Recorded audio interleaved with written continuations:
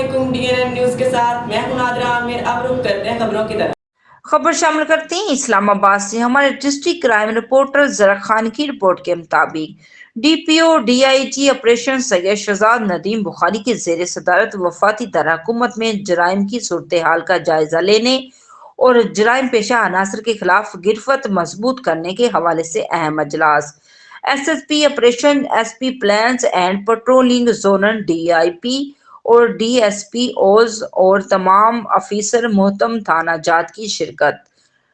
CPO DIG operation اسلام آباد نے ناقص کارکردگی پر 5 تھانہ جات کے افسران محتم تھانہ کو معطل جبکہ سابق افیسر محتم تھانہ کھنہ کو اچھی کارکردگی پر شاباش دی۔ انہوں نے افسران کو ہدایت جاری کی کہ پٹرولنگ کو مؤثر بنائیں اور جرائم پر پوری طرح قابو پانے کے لیے ٹاسکنگ دیے گئے ہیں۔ اسلام آباد کیپٹل پولیس شہریوں کی جان و مال کی حفاظت کے لیے کوئی کسر نہیں چھوڑے گی۔ رپورٹ زرق خان DNN نیوز اسلام آباد۔ اب تک کے لیے اتنا ہی، مزید جاننے کے لیے ہمارے ساتھ رہیے۔